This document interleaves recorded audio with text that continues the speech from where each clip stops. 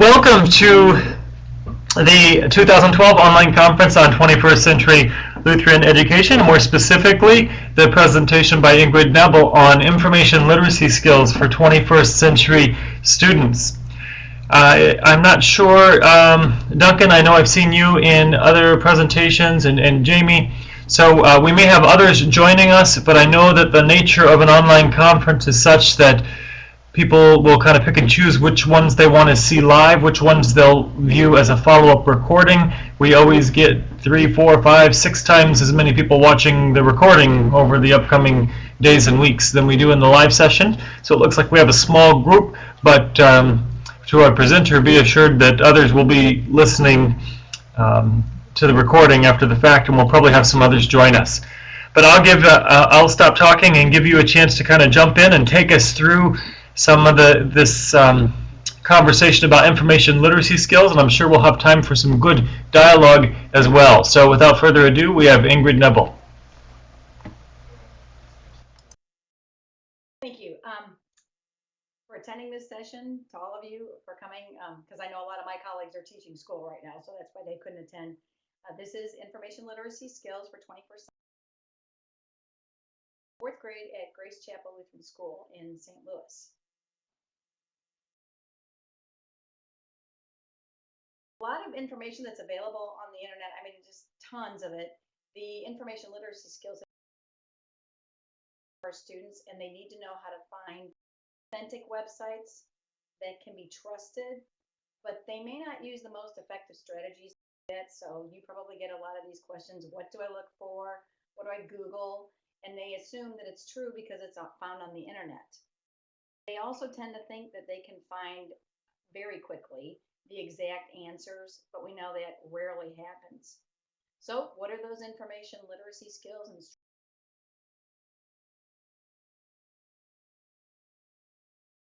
my research on this topic brings me to the conclusion that there are 5 basic skills that the 21st century students know and practice. First is focusing their search to find relevant information about. You have to know how to search within the websites, and that includes address. Third, there are other search engines besides Google that may be better at finding the appropriate. Fourth, they can use the REAL strategy developed by Ellen November, validity of a website. And fifth, the Boolean operators can help the search engine generate. They should use more than one keyword. First skill, which is focusing the search, means that they're going to identify the purpose or goal of the learning experience. Students can brainstorm terms or words related to their topic as they gather background information. Then all those ideas and terms that they've written down, a method of organization. So I find that graphic organizers, whether it's traditional paper and pencil or something like that, really lets students visualize the goal of their work, because most people are visual learners. Ideas that are too broad, they can narrow, and they can talk about the unrelated ideas. Some do it as a whole group in your class rather than individually, because it just works better to have lots of minds brainstorming at that. Then students will see what types of information they want to find or need. And tables, charts, mind maps, those are all great tools. For example, if students are developing a project about a famous person, cluster word web can illustrate which individuals are important for certain accomplishments. My students in 4th grade study Missouri history, and so they always have to create a project that has to do with a famous Missourian. These are just some ways that they can think about which person they like to find out more about. Another example is a tree diagram, so that they can separate the details for this endangered animal project. Giving them a final assessment rubric can also help their project. So again, they can see how it's broken down and how each subtopic leads into the details that they want.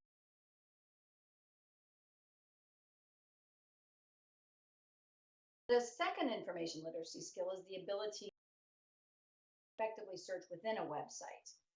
And teachers often explain the parts of a published text, but I know I've always been guilty of this too. I don't really make them learn about it. So in my research, I've realized I have to point these things out because websites share similarities with published texts. There's sometimes a table of contents, there are headings, words, there are captions for visuals, there's sidebars, some indexing, and sometimes there's information about the author of that particular web page or website. However, there are some major differences between the published texts and the website. Websites don't have to submit content to any to ensure that they're accurate. And the hyperlinks can move you quickly through a website, so it's a little bit different than turning pages and going back and forth. You have to use back arrows at times, or your links will take you off to other websites, which could distract someone when they're searching. Another part of the website searching skill in this is using the clues in the URL or the web address to determine. Domain name extensions can sometimes identify who owns a site. The owners for .k12, .edu, and .gov are more restricted, and those can use .org, .net, and .com can be owned by anybody, so students need to use caution with unfamiliar those domain name extensions. URLs that have a person's name, the tilde or percent sign, are words like users, people, personal sites, and you'll need those with more scrutiny too to make sure you aren't. URL for a site is really long with lots of forward slashes. You can truncate or shorten. Get more information. Here's an example of truncating a web address. Classroom activity page from the San Diego Zoo. So what you would do from here back to this first forward slash to get to the previous web page. Page that links to all of the site's teacher resources. This forward slash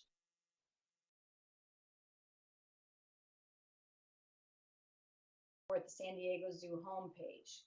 There are links with more information about the website to us, and there's also a section where you can contact. So it's just a way to get yourself back to the homepage and show students how websites are set up. Now we're going to let the students put the first two information literacy skills into practice with the focus on all creatures created by God. The purpose of this project, Hug-a-Bug, is how a particular insect, how is a particular insect beneficial to my live in my backyard or in the general region that the students live in. For novice searchers, you may want to pre-select appropriate websites that still lets them focus on the project goal, where they are going to use graphic organizers and identify domain extensions. These are just 4 that I found for this particular, but you can find a lot more. And again, they're .com and .org, but that allows them to figure out which ones are going to be the best source. So again, that's part of this project. Give them the websites on this first step, then they can determine which ones will help them the most. Organize their notes and create presentations that will address the 3 subtopics: the insect, its importance to the environment, and how they can attract more of it to their backyard. Students who have advanced search skills, you could always expand the topic to other benefits, birds, worms, and spiders.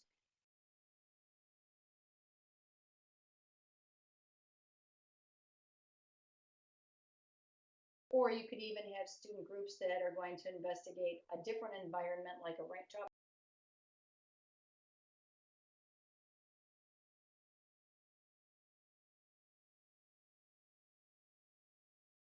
Information literacy skill is knowing how to effectively use a search engine. Many search engines use automated programs called spiders or bots.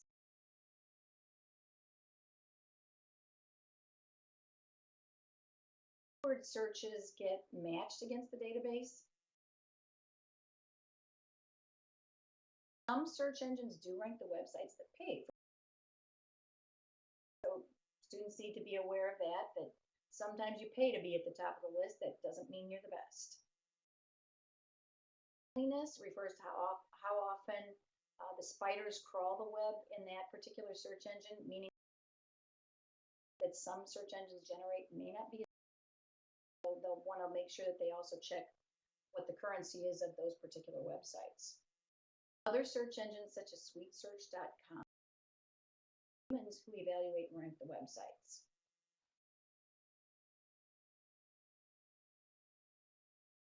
We have a lot of teaching resources that are out there. I like these two in particular. Tutorials or Bare Bones 101 in a search engine. You should. Bare Bones 101 is put up by you. It has also been my experience that students have trouble finding relevant websites. Always give them the results they want. This is a list of some other search engines to try. Most of them use humans, not the bots or spiders. Two examples for search with the keyword tornado. And it's Ask for Kids, Sweet Search for.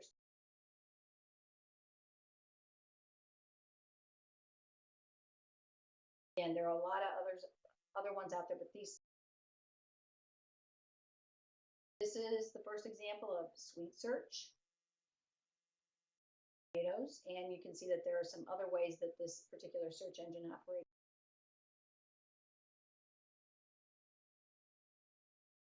For tornadoes. Sweet Search highlights the search terms when the students first come across. You have to look at the exact websites. This is search.kol.com.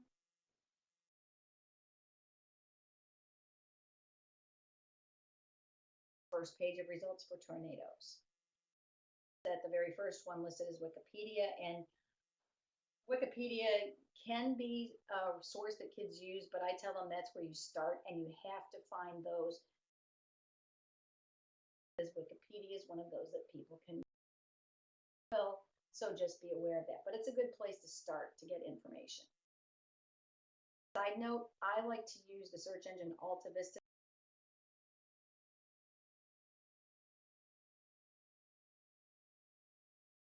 Gives me better search results and better links to go to. God Made Me Special project that puts the third skill of selecting these. They're going to focus their information literacy skills on the goal. Why is a particular body system important to my? I would suggest starting with an activity where they compare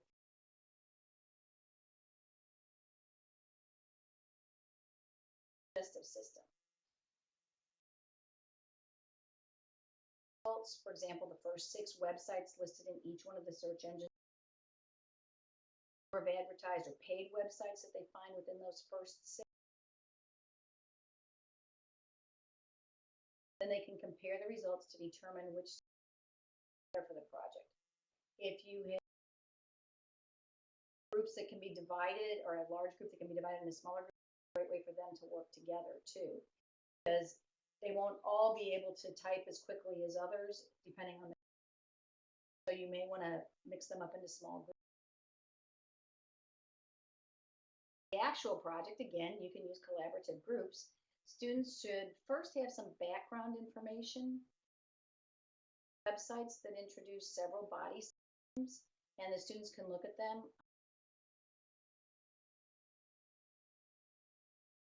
Go to kidsconnect.com. They have human body. You'll find those body systems graphic.com and check on the tab Health and Human Body. Those are 2 places that they could start looking for those websites. Then they would use 2 search engines and graphic organizers to find the best sources, gather their notes together in their presentations. Analysis of the system's importance and explain. You also want to make sure that they include, because whoever their audience is, it will help the audience understand what inside their body since they obviously can't see it themselves. Again, use collaborative groups for this. However you want their final project to be, whether you want it to be something with a board that they can hand out, or a PowerPoint presentation, or anything else that you can think of. It doesn't always have to have technology in the final. Fourth information literacy skill is validating websites. Past, we know that authors who wanted to be published had to meet certain criteria set by publishers before booksellers sold the books. You have to remember that anyone can author a website. Where? Because it will not always be. So educational technology expert Alan November created his REAL method to validate websites. A is examine the content, A is ask about the author or owner, and L is look at the links. R was introduced earlier in the Huggabug project, and R for reading the URL means, again, identifying the domain name. Or if you're at one of the others, NBC, the big names you would recognize and know they would probably be reputable websites, but aware of that. You also need to look at the extension like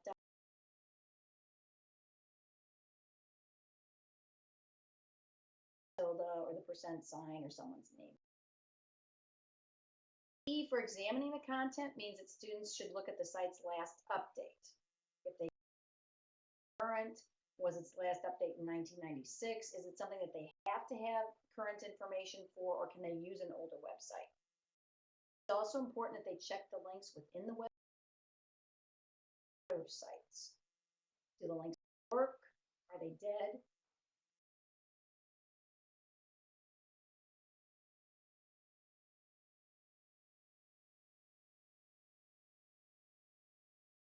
It's really important because, for example, when I was looking up information, website, the actual Nobel Prize website had him listed as Michael.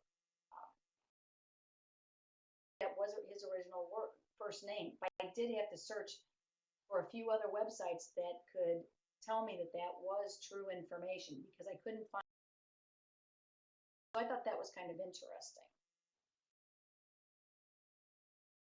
In REAL, you need to look for the author's name.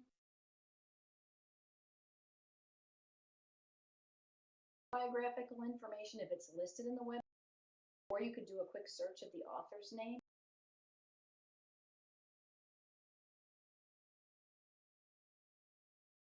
Is.com to find the name.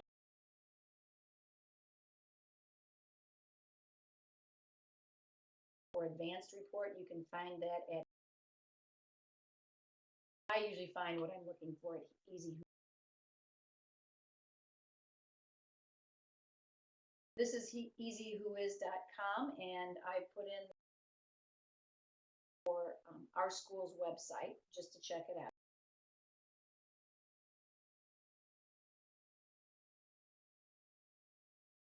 This is a partial page of what's appears, and it shows when it was created, when it was last updated, the name of the owner. It's actually the owner's home address, but you can also find phone more than one address or phone number listed. That's how you can find the owner of it. And one thing that did happen to me when I was looking for the website Big Six, and somehow they had let their expiration date pass and it wasn't giving me what I needed. So I actually had a phone number that I could contact and ask they putting this up there, and they had let it pass by them. Now you can let students practice validating to use, and they look like they can be trusted. The second one I couldn't shorten for you. In it though, it is a personal web page, but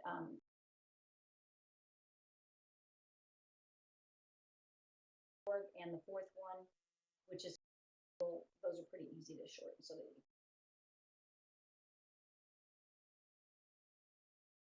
Teachers actually created all about explorers. You can see that there's a section for teachers. They'll tell who they are. There's a web quest. It looks really good to kids, but unless they actually realize this is all fake. It tells you Christopher Columbus was born in 19.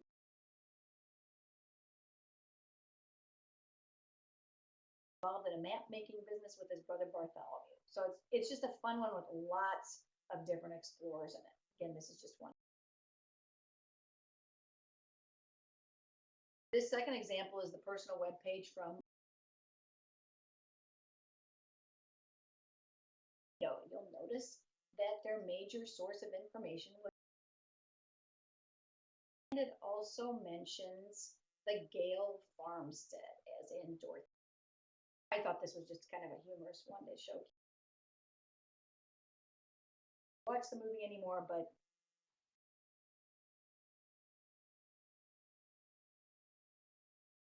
this is my third example, and it looks quite credible. It's about the controversy surrounding boards. There are the FAQs. There's research, lots of links. It looks like some of these links over here could be really good ones to go to, like Sierra Club. But again, dihydrogen monoxide, if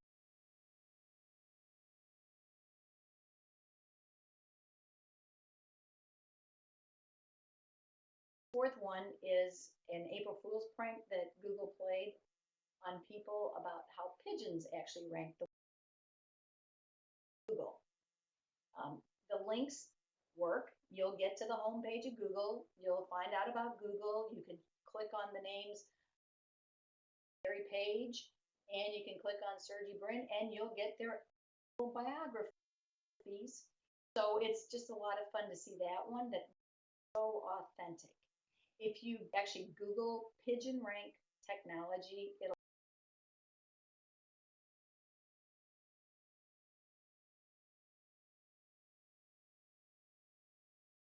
L in real reminds you to check a website's links, both forward and back. Important piece of information that students should remember: forward links is to look for a change.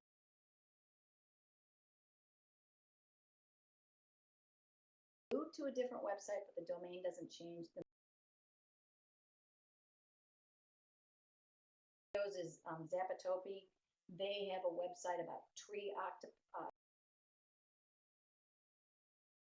Try any of their forward links. They generally keep you within whatever domain they're in, and they have other kind of fake websites and links. And make sure you check the change in the domain name. Check backlinks. Those are the ones that link to the website you're on. Use altavista.com as the search engine. Try the dihydrogen monoxide site by typing :http://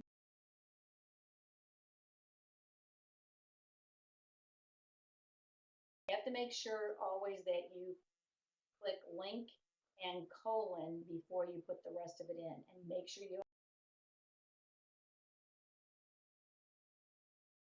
What it looks like when you're going to check backlinks.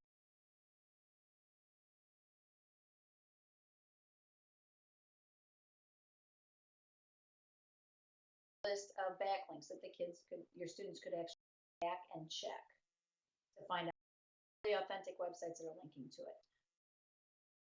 I was given some information about checking help cure someone in my family who has a medical. So I went to that website, I checked the backlinks, and they were all bogus. So it's a good tool that you can use just in your own personal life, not necessarily just in. I found that really helpful, and I tend to do more now because I have people telling me all kinds of things that I should.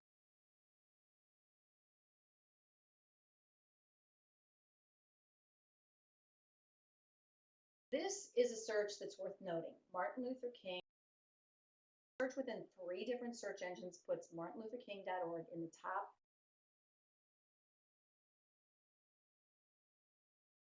Top 5 is not an indication that it's an authentic source. Note that the owner of the site, Storm,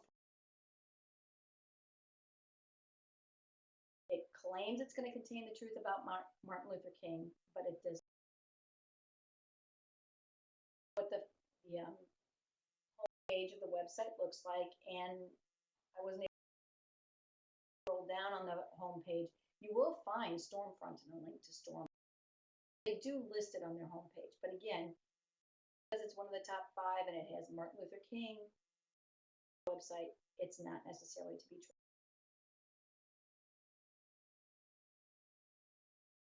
This is the home. I'm sorry. These are the backlinks from Alta Vista that you could have students check.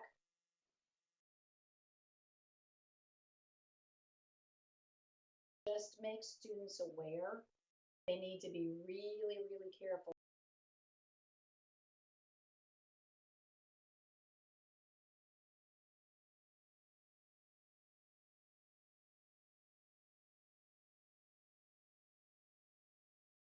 This project, why do they matter? You can let your students literacy skill of validating websites with URL. You have to remember to examine the have to look at the links. This project, this allows them to recognize the ability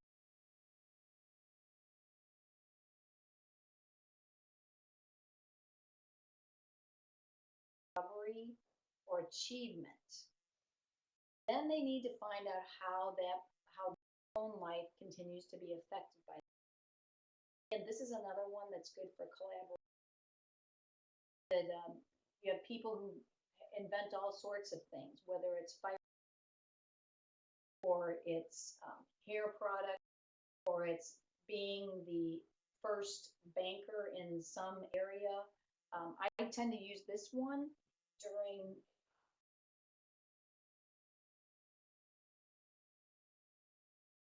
they work together in collaborative groups. And they discover a lot of things that they didn't know about people who are not always the ones that we know. So I don't always have them do people like George Washington. Look at musicians, and I don't always have them look at athletes either. They look at musicians, writers, doctors, medical people, so that they see all the different kinds of people that and all the different gifts that they've been given.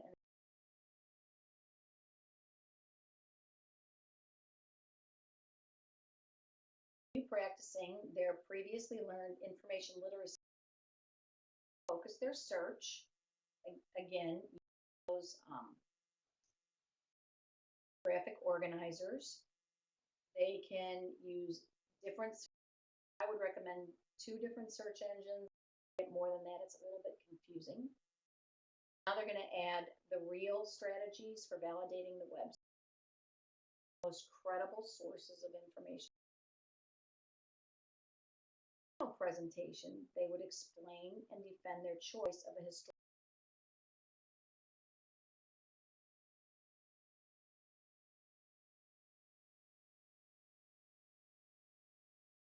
And that doing this project, that you make sure that these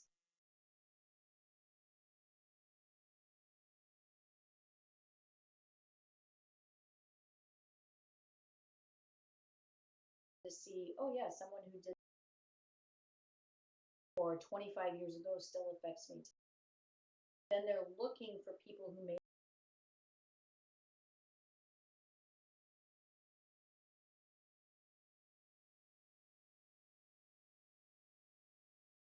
play with this one and come up with all different ways.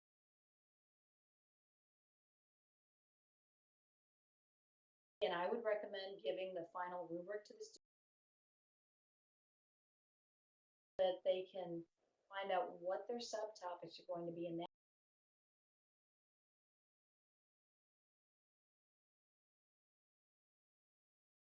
Fifth, information literacy skill.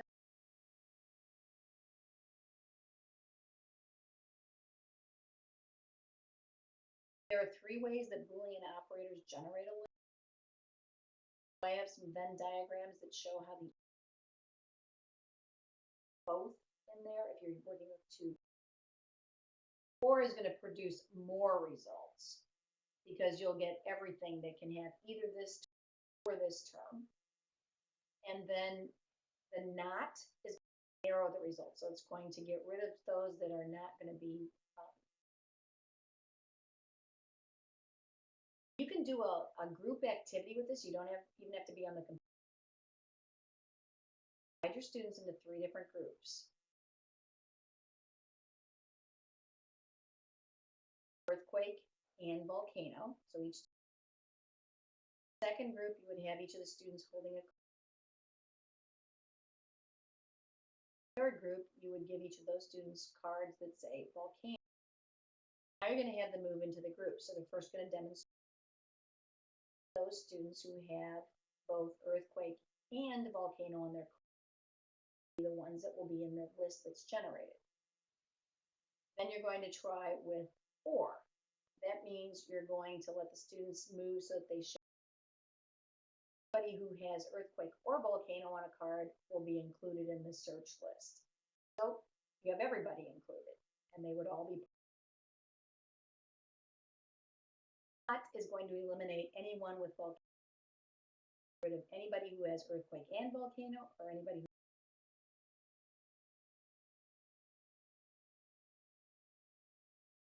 Again, that's one way that your students can physically demonstrate.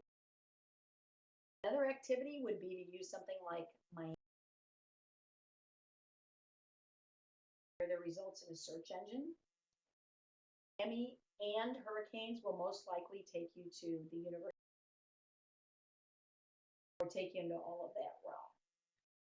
Say hurricanes not Miami, you will get storm information. Other thing you can do is use a plus instead of.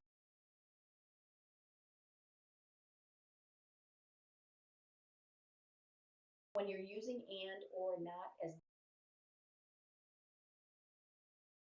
in those individual words. Another thing that they can do is if they have 2 words in a term that they want to look up, they can also.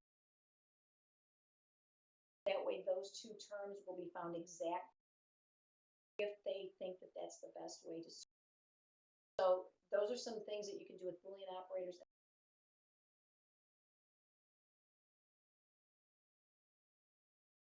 If students are using a library database, they will need to use Boolean operators.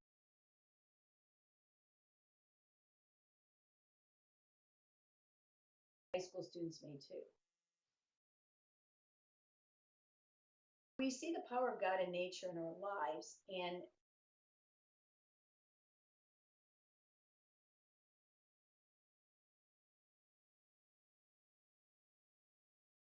that occurred last year on Good Friday, but every day, and there were no deaths in the St. Louis area from. So students are very, very aware of that, at least in my. But they may not know how to be prepared. The goal for Are You Ready is what natural disaster might occur in my region, prepared at home or school, or how can I make sure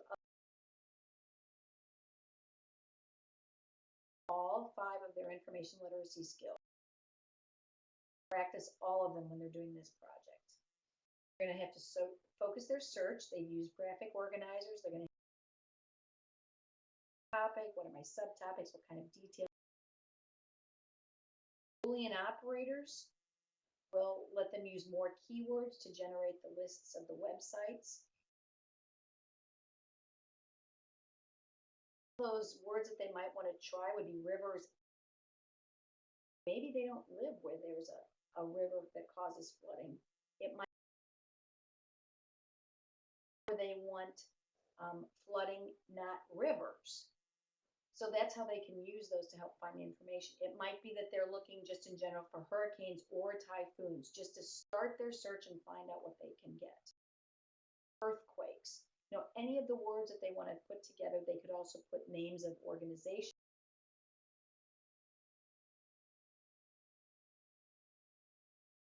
Ways to combine those search terms to really focus on what the goal is and what kind of natural disaster they want to.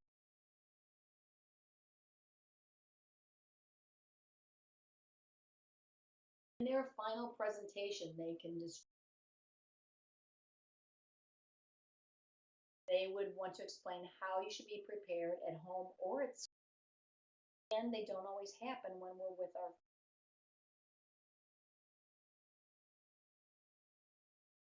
this project for those who are better searchers or for upper grades. They could find out the cost of rebuilding and repairing. They can find out what organizations are going to provide those in the event that there is a natural disaster. They could find out about insurance for these sorts. This is even something they could use school-wide, or they can turn this into a community search. And I would recommend collaborative groups simplify some of the work that they have to do and help them to or they could combine it together.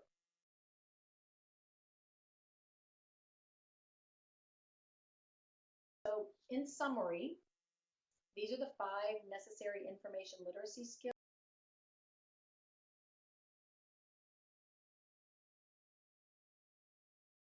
that Lutheran schools, Christian education, really want them to find the best that's reliable, that's authentic. Also, we want to make sure they're not led astray by the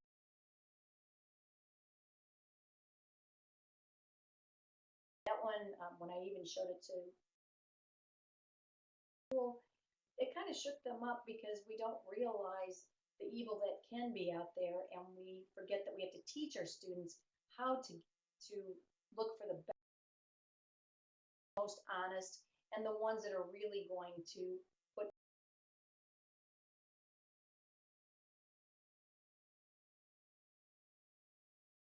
Again, these are the 5 literacy skills: to focus the search and of graphic organizers, and you can use those throughout the project. They can any of those projects, because you want to make sure that they're always knowing what the goal is, what they're going to be looking for. Break it down into subtopics, how to organize it so that it will be the best project that they can do, the best product that they can present to others. They understand how a website is organized, it, and if they're taken away from that website, that they know how to get back to it, that they can use the keywords and the terms. They also need to be aware of the URL. Make sure they know the parts, the domain name.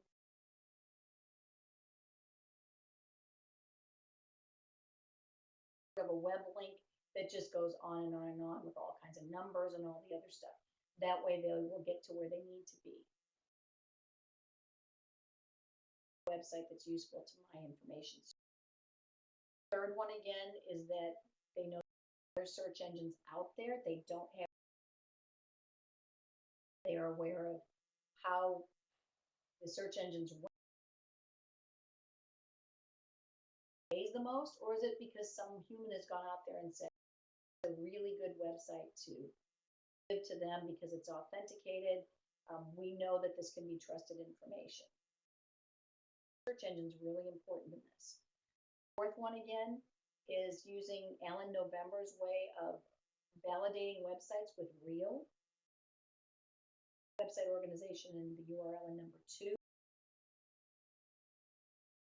are that they make sure that they are they're reading the URL in it, that they understand, they're examining the content. A, they ask about the author, and the L, they look at the links. Again, all of this. Then number 5 is using Boolean operators. And not everybody may get to that step, and you wouldn't necessarily want low grades, but it is something they can be aware of.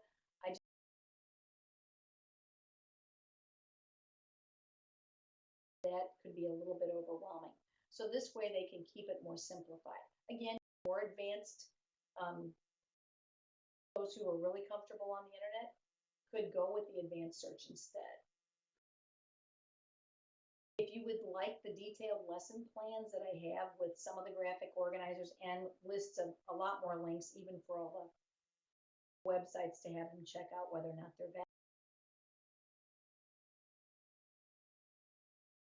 Nebel.net or Nebel at realize that Dr. Bull also has a feedback form that he gives for this conference. Back at SurveyMonkey.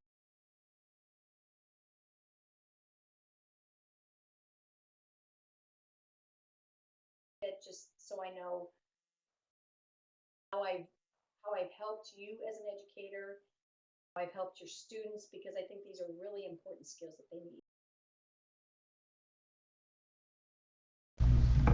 Great, thank you so much, Ingrid. We do have a little bit of time. We have about 15 minutes before the next session starts. So if people have some questions or comments or things you'd like to add, we have some good time to explore that. And I'll actually throw a question in right away just to kind of get the conversation going a little bit here. Ingrid, as we're looking at this topic of information literacy, what about the idea of different kinds of information in different kinds of forms, like a lot of the things we see on the web now would be it's often in multimedia formats and video and things like that. To what extent do you think that some of these same principles would or wouldn't apply?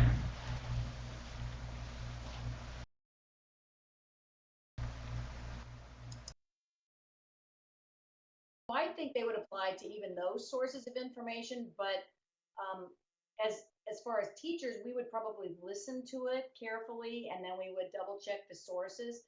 But students sometimes get caught up in the images and the movement or the music, and they don't always pay as much attention to it. So it might be that you would have to train in how they use these skills to get past all the glitz and glamour.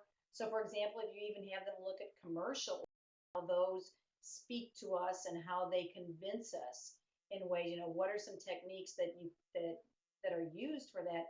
That's a way that you can get them to recognize too that just because it's part of a newscast or it's part of some video that they found that's fun, that they still have to decide how true is this information and is it something. Great. Just out of curiosity, what are others in the room doing for teaching information literacy in your schools? How much are some of these things being done? Do you have a formal curriculum? Is it sort of taught informally? Is there something common across teachers, or is it something that each teacher kind of does on their own? Some maybe do it, some don't. Anyone in the room willing to share a little bit about what you do?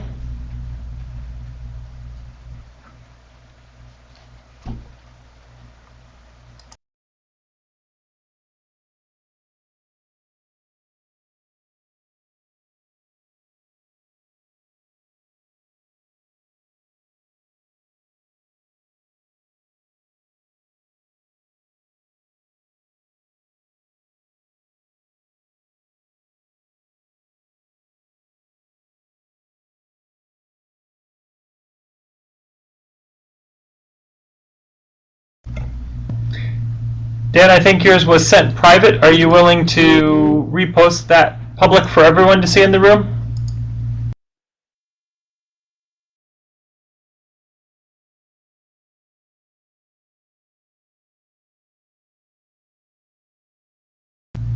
Oh, got it. Perfect.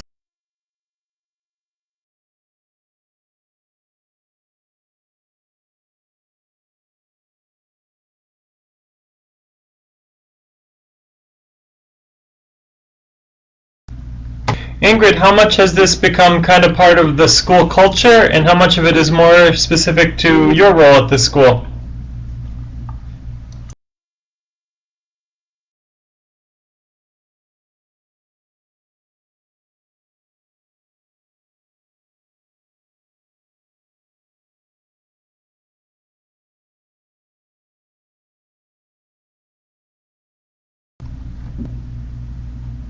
Ingrid, are you still there?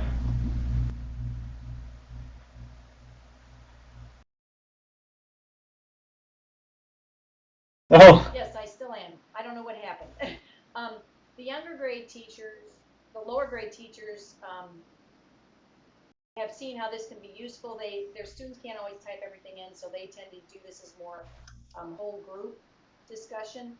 They're tending to use it more in their own personal lives as teachers too. The upper grades, they haven't quite caught on to the whole idea of project-based learning, and I tried to encourage them and let them know that it's not something to be afraid of, but it allows kids to really use their skills in authentic situations rather than just sitting and doing individual assignments that may not have any meaning for them. So I know that there was one teacher when I presented all this information, he just kind of gave it all to the students at one time, and I know they're not going to understand how to check backlinks or anything. Since I also teach the 5th grade science, I've used some of these with those students, some of these strategies with them when we've done some searching. So it's really been helpful to them, and I've seen a change from 4th to 5th because I had them last year's 4th graders too. A big difference in their searching abilities and how they want to be careful. I also teach at a school, and not everyone has access to the internet at home. So the only training they're going to get is from me at school. Yeah, it really does seem that you can really teach a lot of at least the mindset without any technology, just teaching people to ask tough questions of sources all around them, whether it's on the box of a cereal or whether it's online.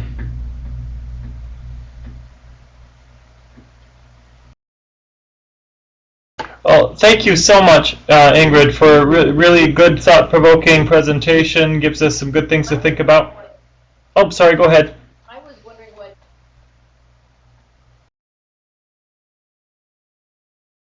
Oh, I was just wondering what grade level others in this who attended teach, so that I kind of have an idea, because again, more of this is geared for 4th, 5th, 6th grade with some accommodations for 7th and 8th grade, or a way to extend it.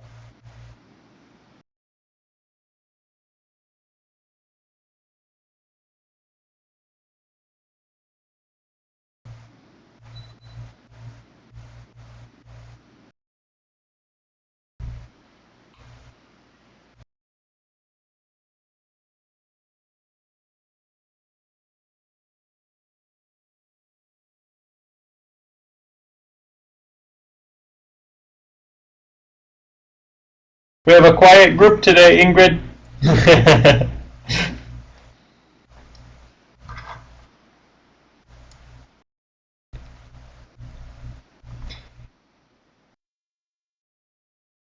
Is everyone a teacher here, or do you do other things in education that are not exactly in the... I know that Burke has indicated he's a principal, but he's taught every grade.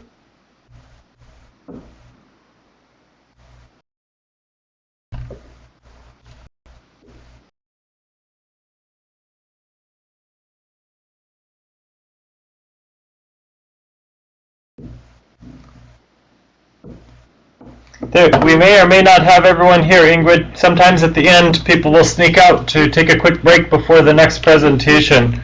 So I'm going to go ahead and stop the recording.